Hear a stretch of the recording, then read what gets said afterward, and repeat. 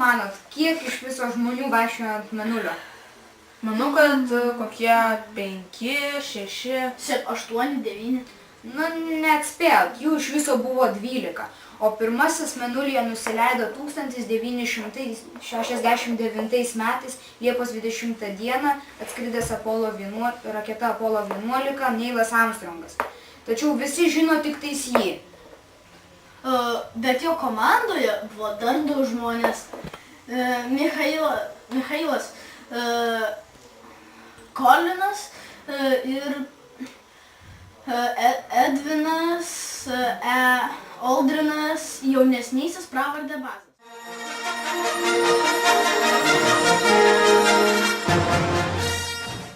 Manau, kad kiti žmonės turėtų dar kartą skristi į Mėnulį dėl to, kad įrodyti, kad ne tik tie 12 žmonių gali skristi į Mėnulį, o visi mūsų planetoje gyvenantys žmonės galėtų ten skristi.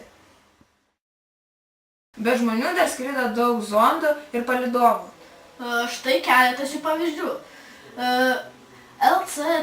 LCROSS, LRO, Luna Globe.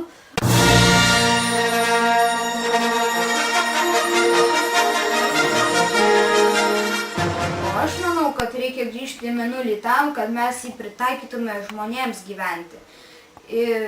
Ištirti ir tą juodąją Mėnulio pusę, kur dar žmogus nėra į ją kojos įžengęs, pasiųsti visus zondus ir tam pastatyti bazę, kuri turėtų didžiulius saulės generatorius, kurie pritrauktų saulės energijos ir visi tie zondai prisipildytų energijos ir galėtų dirbti ilgai ir pastoviai.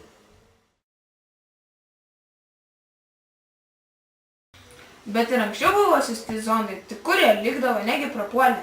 Ne, jie liko Mėnulyje ir tai yra visos nusileidimo kapsulės, mėnuleigiai ir kiti siųsti zondai, kurie išlėkė iš orbitos ir sudužo Mėnulyje.